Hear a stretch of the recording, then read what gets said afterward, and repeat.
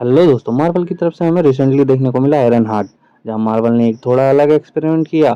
Series के 6 episode को एक ही हफ्ते में ड्रॉप कर दिया।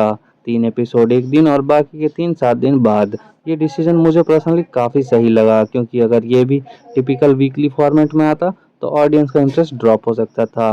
अब बात करते हैं शो की। कहानी स्टार्ट होती है रिरी विलियम से, जो ब्लैक पैंथर वकांडा फॉरएवर के इवेंट्स के बाद वापस एमआईटी आ गई है, लेकिन वकांडा ने उसका सूट वहां नहीं लाने दिया, तो अब रीरी फिर से अपना एक नया सूट बनाने को लग गई है। पैसे कम पड़ते हैं तो रीरी थोड़ा गलत रास्ता चुनती है, दूसरे स्टूडेंट के प्रोजेक्ट्स बनाकर पैसे कमाने लगती है। इस वजह से उसे एमआईटी से एक्सपेल कर दिया जाता है। अब कहानी शिफ्ट होती है शिकागो, जहां उसका पुराना सूट टूट जाता है और उसे एक बार फिर से एक एडवांस सूट बनाने की जरूरत पड़ती है। इसी दौरान उसका इनकाउंटर होता है द हुड के गैंग से, जहां से उसे ऑफर मिलता है उनके साथ काम करने का पैसों के बदले। रिरी इस डील को एक्सेप्ट कर लेती है और इस तरह से वो क्रिमिनल गैंग का हिस्सा बन जाती है। नई सीरीज में रिरीज अपने ब्रेन का मैपिंग करके एक एआई क्रिएट करती है, जो अनएक्सपेक्टेड तरीके से उसकी एक पुरानी दोस्त जैसी बन जाती है, जो सालों पहले मर चुकी है।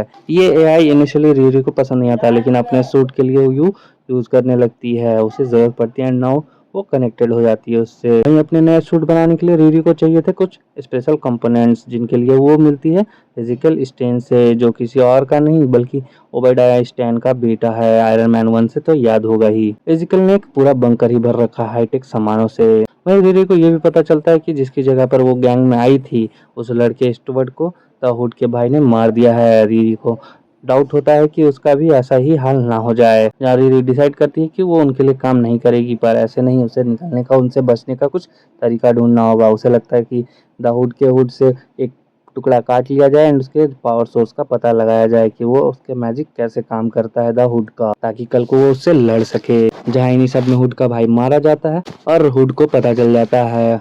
हुड अपनी गैंग को भेजता है उसे मारने के लिए, जहाँ वो लोग उसकी नए सूट को भी डिस्ट्रॉय कर देते हैं। ब्रेरी अपने फैमिली के साथ मिलकर वो एक नया सूट बनाती है और इस बार सूट में एडेड होती है मैजिकल पावर्स, क्योंकि लड़ना है उसे जिसके पास खुद मैजिक है। लेकिन जैसे ही मैजिक उसके सूट में इंटीग्रेट होता है, उसका एआई जो कि उसकी दोस्त है वो डिलीट हो जाती है, क्योंकि मैजिक और एआई एक साथ नहीं रह सकते हैं। मैजिक और टेक्नोलॉजी डिफरेंट काम करती है। लिली अपने नए सूट में द हुड से लड़ती है, उसे हराकर उसका मैजिकल हुड ले लेती है। फाइनल एपिसोड में हमें ये भी दिखलाया जाता है कि हुड का ओरिजिन क्या है, उसे कैसे पावर मिले, और यहाँ रिवील होता है कि मेफिस्टो ने उसे वो पावर दी थी। मेफिस्टो एक डार्क एंटिटी है जो लोगों से डील करता है पावर्स के बदले उनका सोल।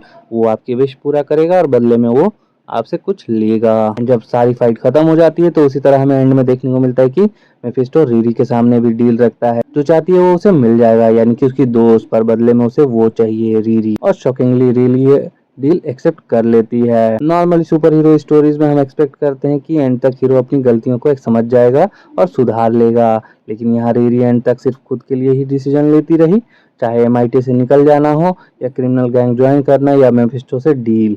कहानी भी वो अपनी मॉरल रिस्पॉन्सिबिलिटीज या अपने क्लोज लोगों की पर्सपेक्टिव से नहीं सोचती है। उसकी पूरी फैमिली ने उसको सपोर्ट किया, पर फिर भी वो सिर्फ अपने पसंद की काम की एंड लास्ट में मेफिस्टो से डील कर लेती है, जो कि अनएक्सपेक्टेड था सीरीज के एंड में, पर ये होता है। फाइनल थॉट्स बोलूँ तो ये स्टोरी वाइज वैसे बहुत कुछ हेवी डिलीवर नहीं करती है, पर रिरी का कैरेक्टर आर्क अगर देखा जाए तो स्टार्टिंग से ही काफ़ी इंटरेस्टिंग रहा था, कि वो कैसे हर बार नेगेटिव शेड को ही चुन रही थी, जैसे कि मोरली ग्रे स्टार्ट था इस कैरेक्टर का। एंड दूसरा चीज़ जो पसंद आया वो था मेफिस्टो का इंट्रोडक्शन, वो काफ़ी सही था, लेकिन कोई बड़े मूवी में आता तो ये ज़्यादा इम्पैक्टफुल रहता है। ओवरऑल बोलूँ तो मार्वल ने यहाँ एक डिफरेंट टोन ट्राई किया, जहाँ हीरो परफेक्ट नहीं है और चॉइस उसके ब्लर हैं, कि मतलब क्या सही है क्या गलत उसे नहीं पता, उसे बस अपनी विशेष पूरी करनी है तो वो कर रही है। अब असली एक्साइटमेंट ये देखना होगा कि एमसीयू में आगे रिरी अपने सोल डील वाले चीज़ों को कैसे हैंडल करेगी एंड कैसे वो आयरन मैन के लेगेसी को कंटिन्यू कर सकती है, क्योंकि अभी तक मुझे वो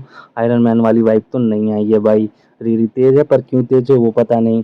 रिरी आयरन मैन शूट बनाना चाहती है पर क्यों बनाना चाहती है पता नहीं।